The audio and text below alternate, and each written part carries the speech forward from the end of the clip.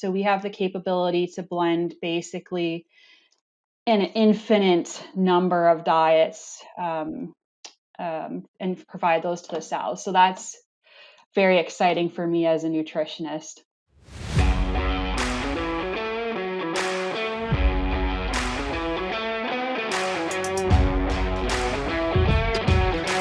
Welcome to Swine Canada. My name is John Patience, and I'll be the host for today's session. And with me today, I'm delighted to have a guest who is one of the rising stars in the swine nutrition world in Canada, Dr. Leanne. Welcome, Leanne. Oh, you're too kind, but thank you for having me. Well, we're delighted to have you here, and especially the topic that we're going to be talking about today, which is the new research facility at the University of Guelph. But before we get into that, Leanne, and I'm sure that most of our audience will know about you and know you well. But maybe for those that don't, if you could give us just a brief overview of your background and how you ended up being where you are today. Well, I'll try and give you the short version of that one, but I grew up on a mixed farm in southwestern Ontario. So we had a farrow to finish hog farm and a beef operation as well. And so maybe not a surprise, I was really into agriculture growing up and decided to pursue that as my post-secondary education. And during my undergrad, I met Kees de Lang, who really was instrumental in guiding my career, and completed my grad studies with him.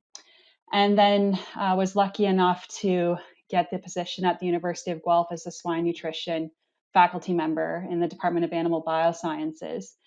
So I started that position in the end of 2016. And my research program has evolved over the last few years. So right now, I'm really focusing on reproductive sow nutrition, both in gestation and lactation, and the transition in between.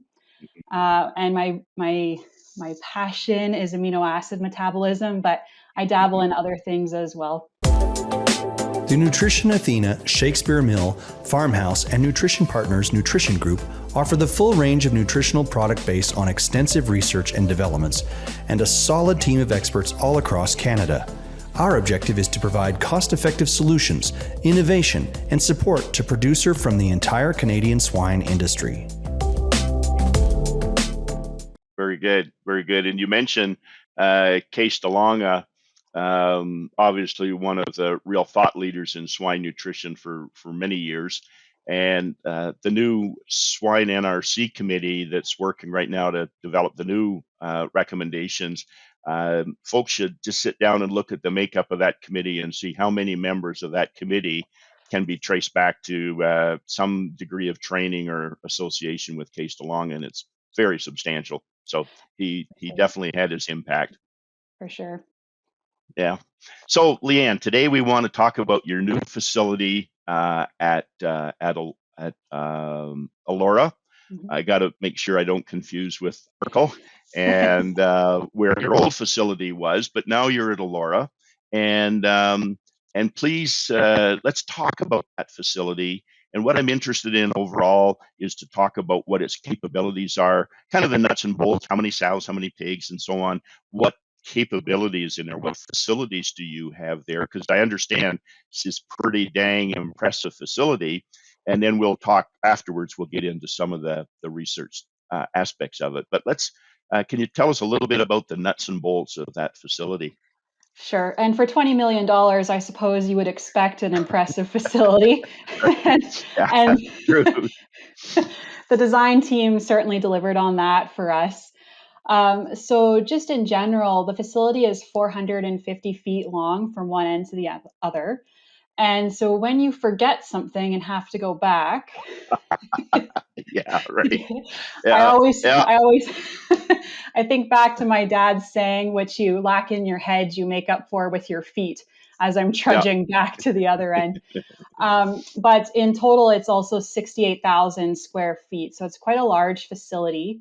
And it was designed with flexibility in mind, but also to be representative of what industry has now and what we anticipate the industry will look like in the future, so that the facility can continue to serve the industry for 20, 30, 40 years from now, Yeah. if we look at the timeline based on the previous facility that was built in the 70s to now. Yeah, so it's a really exciting place for us. And I mentioned the flexibility, and I think we'll touch back on that a little bit as we go through. But one key difference from what would you see in a commercial farm is that there's a lot more space in the alleyways, between pens, and in between rows.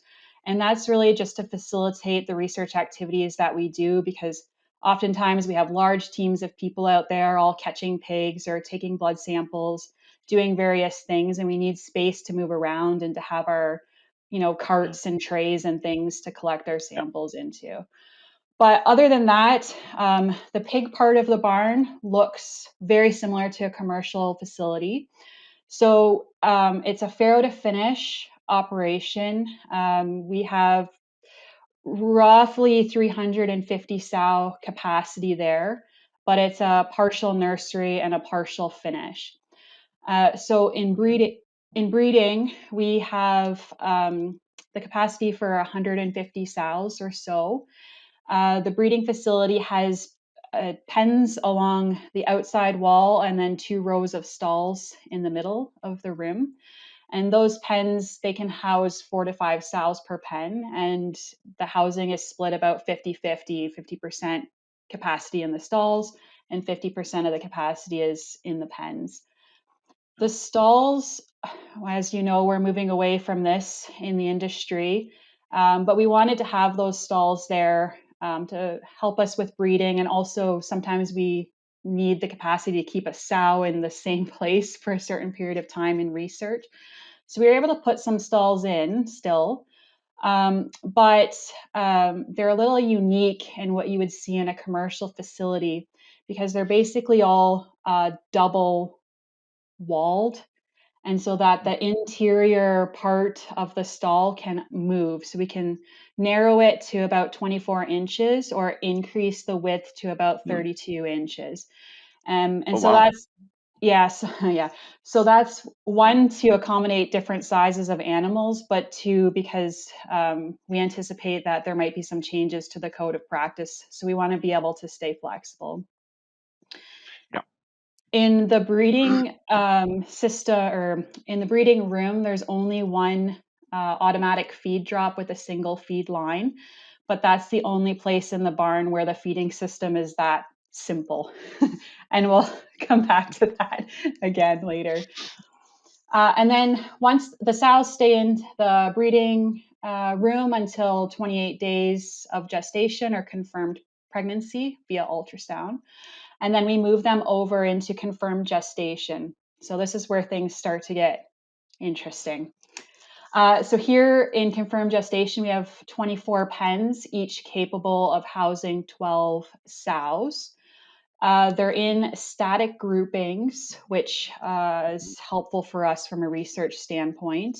And here we have the Gestall 3G feeding system with 4 feed lines there, supplying each of the feeder heads. So we have the capability to blend basically an infinite number of diets and provide those to the sows. So that's very exciting for me as a nutritionist.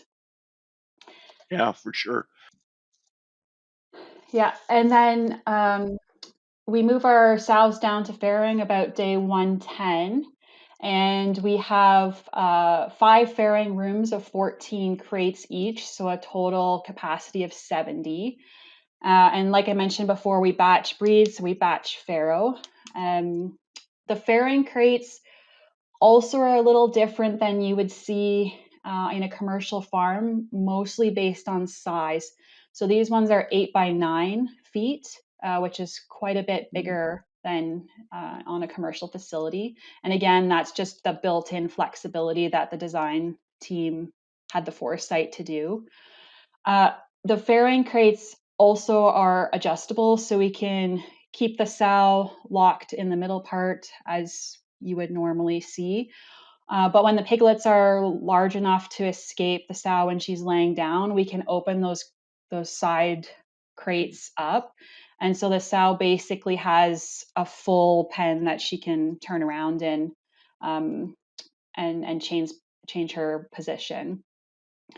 These rooms have a high pressure misting system for cooling, which I do not have any experience with yet. And we only opened it in the fall, so we haven't had any weather to warrant trying the high pressure misting system. But I'm told it's a very effective way to cool the rooms. And the water that's misted in doesn't reach the ground. So it'll cool the air without making the sows and the piglets wet. So I don't know, reach back to me in August and I can give you an Yeah. update on how that's going. Right on. I'm also, Yeah. I'm curious about, we have very high mineral content in the water. So I'm curious about calcium and Yeah. lime buildup in that system, but I don't know. We'll wait and see. And so in these 5 farrowing rooms, we also have a Gestal Quattro feeding system. So there's a feeder head at each crate for each individual sow. It's operated by a trigger system, so the sow can nose the trigger to allow a feed drop. And here again, we have the 4 feed lines, so we can do any combination of blending that we would like to do for whichever study that we're running. The other good part about having the 4 feed lines is if you're not using all the sows in the barn on your nutrition study, one of those feed lines can be designated for the normal standard barn ration, and it still leaves us 3 feed lines to do our blending for our experiment. So it saves some hand feeding of sows. So, Leanne, just Yep. to pause there for just a second. So, breeding up to 4 weeks after they're in stalls for 4 weeks after mating, and Yep. then they go into the group house scenario. Feeding in the breeding stalls is hand fed. Did I understand that correctly? No, it's a drop It's a feed drop system. Okay. system, yeah, but no blending, no fancy equipment in there besides just the Ah, drop. Yeah. oh, just a single drop. Okay. Okay. And then small pen groups that you have there, and then into the farrowing at day 110, 5 week cycle. So weaning at about 4 weeks of age. Is that the intent, or a little No, we over? do a 4-week cycle, so we wean around Well, day 4 week cycle. 21. Okay. Yeah, Okay. yeah. Okay. Very good. Very good. For now. Okay. Great. Yeah, For now. Yep. Yep. for now. Right. Yeah. And sometimes researchers like, oh, I don't know, Dr. Huber, ask very nicely if the barn staff can accommodate a 5-week wean for certain Yeah. experiments, and they really bend over backwards for me. Good. So yes, we've done some later weanings too, Right. Okay. without messing up their system too much, but they might have a different opinion on that too. Yeah. Yeah. I can well imagine. Very good. Okay. Sorry to interrupt you there. Just wanted No, to make sure I was clear on that up to the end of farrowing. sure, yeah. Feel free to interrupt me anytime. Okay, so then, yeah, we wean on day 21 or so, and move those pigs into the nursery. At this point, some of the pigs are sold as early weans because we don't have enough nursery Hmm. space for everybody, especially considering our new genetics now. So we're using PICs in this facility, and which is much different than the genetics that we had at our previous facility. So we have a lot more piglets to accommodate Yeah. now in the nursery. So the nursery is neat. It can accommodate about 720 to 900 piglets, depending on the configurations that we've set up.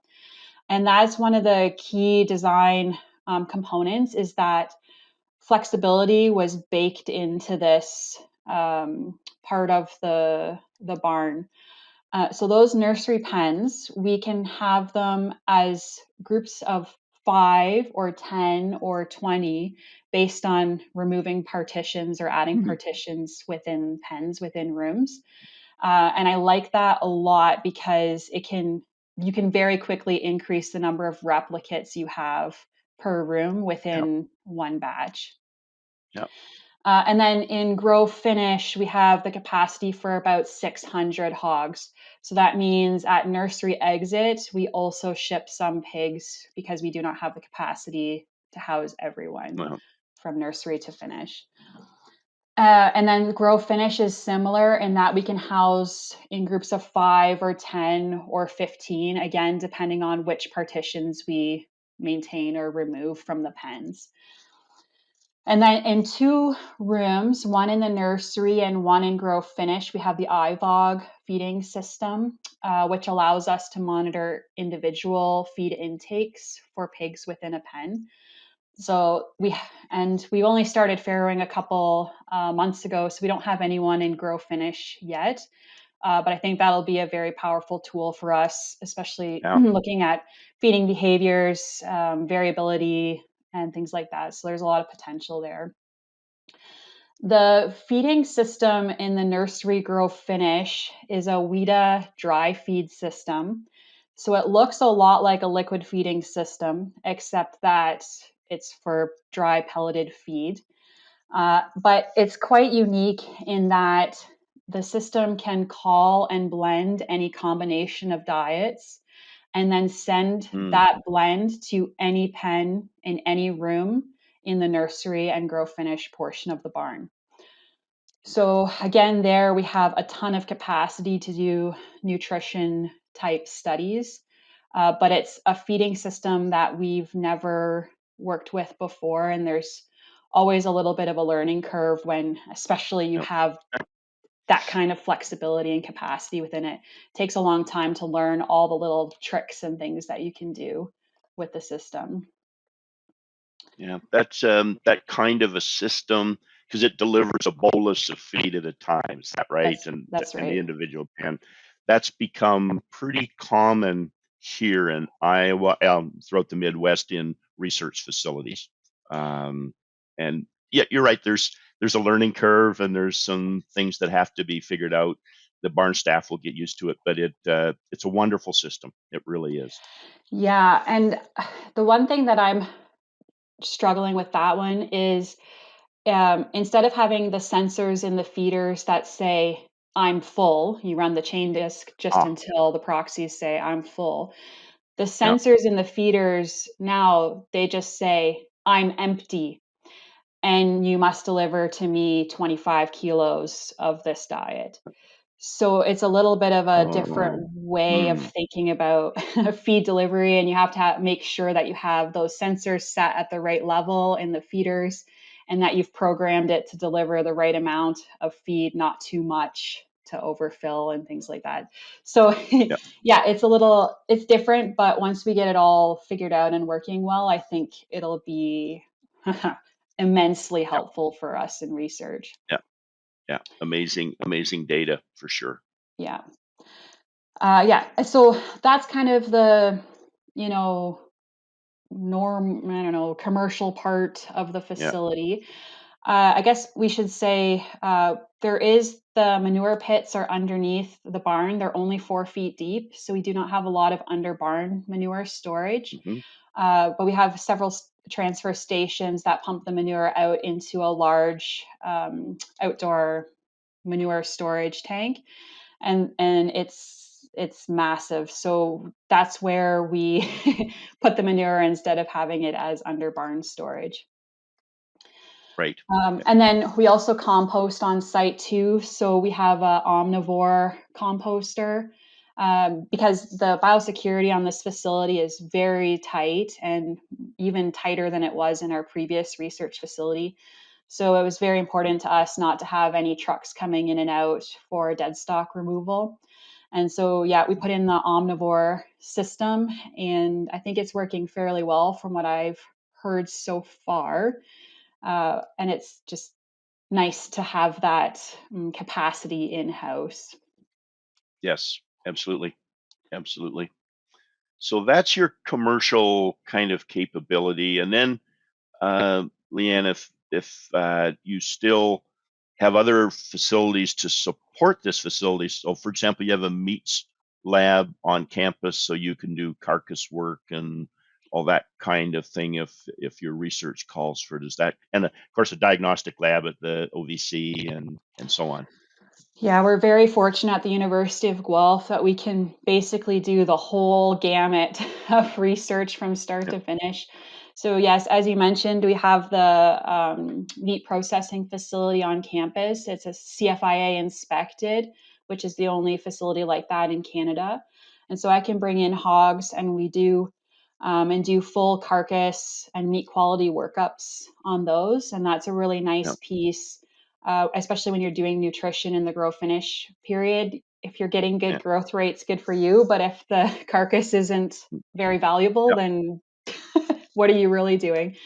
So that's nice. And then also on campus, we have more intensive facilities that we can do surgeries and things like that, where we're really doing, like metabolic, frequent sampling type activities. And we would do those on campus. Okay, okay. Good. Actually, the question came up the other day. This is just out of the blue, but do you have capability to do indirect calorimetry at University of Guelph? Yes, we do have the capability for indirect calorimetry. Right now, it's mostly for smaller animals. Like one of my colleagues, Dr. Kate Shoveler, she's doing a lot of work with cats and dogs. And so the Mhm. chambers are nicely suited for animals of that size. I've Yeah, done a bit in the past with nursery grower pigs, and I would say that's about as big as you can go. right. That Yeah, being said, I'm currently working on building some environmental rooms um, at Ponsonby, which is a research station just around the corner from the one we're talking about now. And those rooms will be able to house small groups of pigs or individuals, and they'll be fully environmentally controlled, and we'll be able to measure greenhouse gas emissions from the pigs and or the manure that's present in each yeah, room. Each room will have a little pit yeah, underneath, so they'll all yeah. be individualized.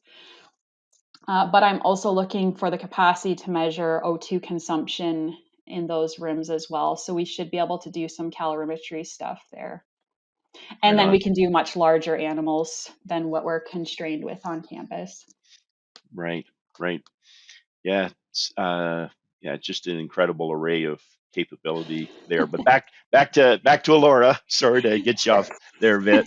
Um, are there are there other capabilities in that facility, sort of specialized research capability beyond the kind of growing pens and so on? Yep. So the first and most obvious one is the wet lab, which is directly adjacent to the necropsy room. And we have a hoist now, which is very exciting. So we don't have to lug carcasses by hand. And in our wet lab, we have some basic equipment. We have a -80 centrifuge, drying oven to do basic sample prep and storage. And so then the idea is we prep all of our samples there for long-term storage. We put them in the -80 or the -20 until the experiment is done. And then we can bring everything back to campus all at once for long-term storage in our lab. So my students are really enjoying having that Yeah, yeah, capacity at the research station as well. So they're not running samples back and forth all the of time. course. But yeah, so that's kind of the special part of the barn that's deviates a little bit from the commercial side of things. Um, but in terms for my research programs, you want me to highlight some things that are Yeah, absolutely. particularly exciting for me. Mhm. So, and I've kind of like mentioned it throughout, but one of the most important things is the flexibility that the design committee incorporated into the plans for the barn. So, like I mentioned, doing those small and large groupings of animals, all the feed blending capacity that we have, like it's the opportunities are really endless in the types of studies that you can design and execute in a facility like that. And it's efficient so that you can get more data from fewer animals, which means that your experiments are going to be perhaps more intense, but shorter, and you can do more within a calendar year than what we could do at the Yeah. previous barn. Right. Right. Yeah. And then the feeding systems themselves are amazing, as I've mentioned, because if you the grad students were the original precision feeders, and I'm sure you've done it because I certainly did it, right? You stand in the Yeah. feed room for hours and hours and you weigh out Yeah. individual little baggies of feed Mhm. with different diets. And that built a lot of character, I think. At least it did for me. But now with the automated feed systems and those blending capabilities and the high level of precision that we have, it takes that manual labor out of the equation to some extent. It depends on the experiment that we're running, of course, but for the most part, we try to capitalize on those feed blending capabilities of the system and Those. save the Yeah. grad students some time. I'm sure you'll be able to build character in your students in other ways. Yeah, as they're walking back and forth in the 450-foot barn. Yeah. Right. Yeah. Right on. And then the last one that I wanted to mention is that this facility also has an acclimation or isolation barn. So it functions completely as its own facility. And it means that we can bring in outside pigs from whatever genetics we want, put them through the isolation procedures, and allow them to enter the barn. And this is a very significant deviation from our previous facility that was completely closed. The old Right. barn was all populated with cesarean section piglets. And after that, no pigs ever Yeah. entered that barn again. And so we were like very restricted or constrained on the genetics that we could have in that facility unless we changed our own breeding program over years. So in this case, I'm kind of, I'm really excited because in the long term, I could do genetics and nutrition interaction type studies. And I think that's an area that would be very beneficial to the industry as well. Oh, absolutely. Absolutely. It's a very, very common question, isn't it, Leanne? And when we're talking to producers, well, that study was done on this genetics, but what about this genetics? That's right. And I know Case was really, really good at bringing things back to a common denominator, i.e., protein deposition rate or whatever. But we don't have, I don't think, you correct me if I'm wrong, but I don't think we have any actual data that says that different genetic lines utilize energy more or less efficiently than others, amino acids more or less efficiently than others. I mean, Um, we hardly have those data for any pigs at all in some cases. yeah, yeah, But yeah. yeah, that's true. That's true. Leanne, I'm afraid time has moved on with us. This is fascinating. This is just a tremendous facility. I'm really disappointed. I was in China when you had your open house, so I didn't get to see it. And but it really, I did drive around it one time when I drove there before you had populated, of course. And I was really impressed from just the size and scale of the whole thing. You've got a tremendous facility. You've got great faculty at Guelph now. Think we can expect some great things coming out of this new facility. Oh, that's the hope, I'm sure. But anytime, come visit, I'll take you through myself. Well, appreciate that, Leanne. I really do. It's time for our famous three. Now we wrap up with the three questions, and the first question, Leanne, is can you recommend a swine resource, a book, or a website, or some source database that you use that you find particularly helpful as a swine resource? Yeah, I'm pretty lame in this answer, but for me, it's the NRC. No. And I still say the new NRC because it was new when I started my PhD program. Yeah. Hey. Yeah. Yeah. But it's my go-to for the fundamentals, and now that we have the new NRC, the actual new NRC committee NRC. put together, we can look forward, I think, to a really good resource coming up. Yes, absolutely. And other favorite book or resource that's just wide open. Can be fiction, nonfiction, a book you've read that you really enjoyed. Yeah, so right now I have a 3-year-old, so right now I read a lot Mm. of parenting books. Oh, And it's yeah, yeah. for better, for worse, I don't know, but yeah, I find it quite fascinating that different people have very different Mhm. philosophies on raising children, so Yeah. it's good to kind of explore those. Yes. Yeah. Absolutely. And very time appropriate for you and your family. And then the final question, Leanne, is in your opinion, if you look at some of the leaders in our industry or our discipline, what sets them apart from the crowd? What makes them so successful? Yeah, from my perspective, I would say an openness to learning and having their Hmm. ideas challenged and the willingness to think about things in a different way. And perhaps that's a very academic viewpoint from Yeah. me. But considering what I see, people and kids going through these days, I think the other part of that puzzle is resilience. So being able to overcome those setbacks and grow and learn from them. Yeah. If you can do that and you have an openness to learn, I think there's no end to your potential. Yeah, boy, nobody has brought that up before, Leanne, the resilience. And I think that's a very, very good point because we all hit speed bumps in life. We all hit forks in the road. We all encounter things that we didn't anticipate. And being able to deal with those and move forward is really important. That's a great suggestion. So thank you very much, Dr. Leanne Huber from the University of Guelph. We've had an opportunity to talk about the new facilities at Guelph and just a tremendous new addition to the research capability for the pig industry in Canada. So, Leanne, thank you so very much. Not a problem. Thanks for having me.